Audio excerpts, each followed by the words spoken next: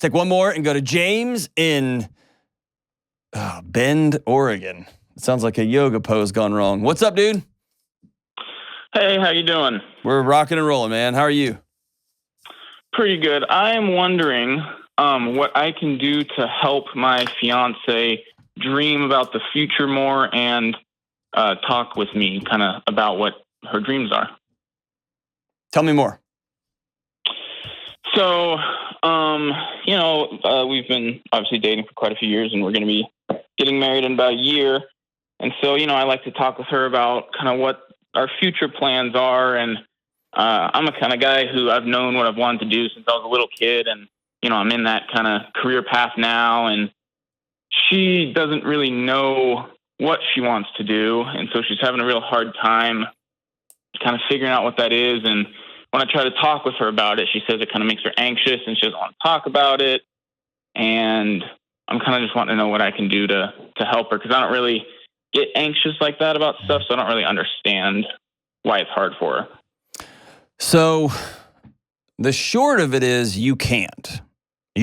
She's got to choose to do that. So the only conversation I can have here is with you. And so I want to shift the focus from her to you. Is that cool? Yeah. So my first question to you would be, have you created a safe relational context for her to dream about something? So I'm imagining, and I'm just going to start throwing stuff up against the wall and you tell me if it sticks, okay? Okay. You've known what you've wanted since you were little.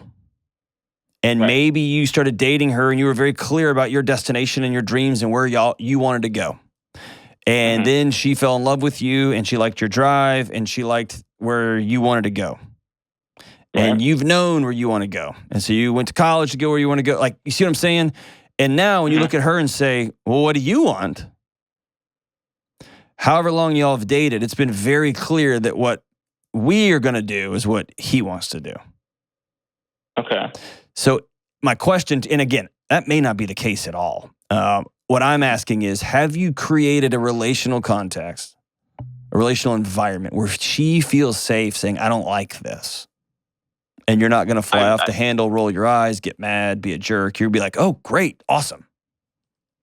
Yeah, I mean, I feel like I have. And we don't really fight. We're, we always have fun and happy. And I've told her, it's like I'm completely supportive of whatever you want to do. She's had like a couple ideas, but, where it was like a school after her 4-year degree and, completely different area of the country than I would want to live. And I told her, I'm cool with that. Like, we can do it.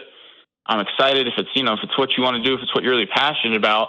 But then none of it, she kind of gets into a little bit and it's not really something that she really feels super passionate about. So then she kind of doesn't want to do that. And then so she doesn't, and I've tried to, like I said, I've tried to be as supportive as I can. And because I totally am cool with doing, kind of whatever it is. Because with my kind of career path, I can kind of go anywhere. Okay, cool. All right. So you're not a jerk. That's what I was circling up. So that's not you. Okay. You're an open guy. You're super cool to talk to. So here's the second piece. If in the next 6 months, she doesn't open up to you, she continues to just be quiet and just kind of do life the way she wants to do life and let you lead the way. Are you thinking about breaking up with her? No. So you're into this thing? Yeah. Okay. Here's where that's important. I always want to find out where somebody's values are. Okay. Versus this would be cool if, or I would really like it if. A value is I need a partner who will spar with me intellectually, who will fight for what they want and I'll fight for what I want, and together we'll build something magical, right? If that's something you have to have, and if you're not going to have it, you're going to end up getting bored in your marriage and you're going to end up seeking that connection somewhere else, then go ahead and break up, okay? The other side of it is, if you say, no, that's just who she is, I just wish she would be more open, then I think you approach that conversation with, I'm really interested in you and I building something together. And right now, I'm the only person putting blueprints down on the table. And I feel like you're 50% of this, and I'm missing your half of my heart. And over the next X number, for whatever reason you don't feel comfortable talking about, that's cool. She may have been rejected a lot as a kid. She may have been told that her ideas and opinions don't matter and she's stupid. Who knows what her childhood looks like? You would know that way more than I would. All that to say is what you're going to have to do over time is teach her that her voice matters. Okay. Teach her that her opinion has weight and that you, not only you'll just do it, but that you value it. And that she's got wisdom to share in your house, right? And the whole idea is we're creating something together. It's less what do you want to do and who do we want to become together. Okay. See what I'm saying? Now, that sounds super cheesy. Like, oh, okay. Really, it's as simple as, hey, I went through Instagram or Pinterest and I have 5 houses that I think are awesome. This week on our date, before our date, I want you to pick 5 of your favorite houses. Imaginary houses that if we had $10 million we could live in. And I wanted to learn more about why you think these are beautiful houses.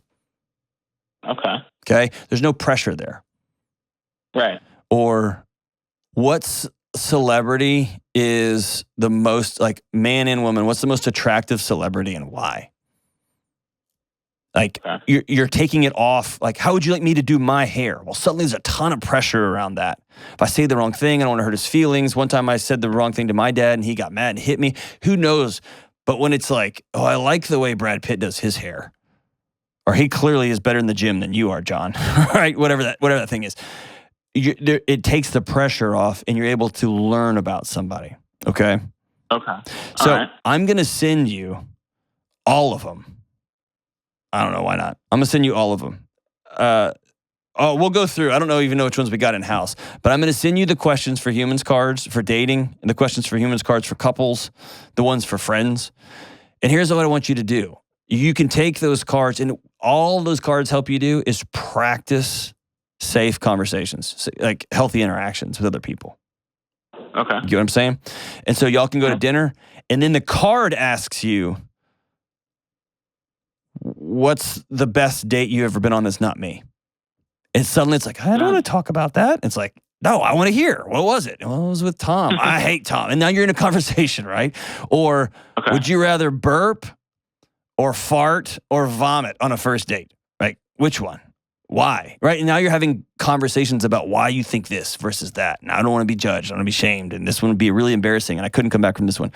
So now we're having deeper conversations. And what we're doing is we're creating a safe context so that when she says, I really want this color curtains, or you know what, I really want to go to med school. There's relational equity in the bank, safety. That sidewalk of your relationship, the foundation of your relationship is strong and it's concrete and she can stand on it and she knows it. See what I'm saying? Yeah. And so I think it's practice. And if you're not going to leave her, and there's not this nagging thing like I got to solve this or the marriage is off, then I think that takes the pressure off of you. And now it's about creating a safe context for her. Okay. I do think it's fair to say,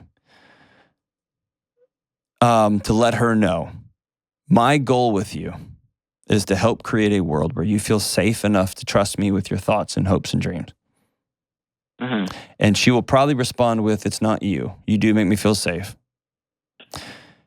And I think the next step is to say, I hope that over time, you will come to love and trust yourself the way I love and trust you. And if I can ever support you in that journey and learning to love yourself and trust yourself as much as I love you and trust you, whether that's counseling, whether that's marriage counseling, whether that's a book study together, whatever that looks like, I'm all in. Okay. You see what I'm saying? It takes all the pressure off of, do we have to do this or do we have to do that or it takes all that pressure off, which I think is, whew. And it may be she's got a lot of trauma to unpack. It may be, who knows, right? It may be who knows what's there.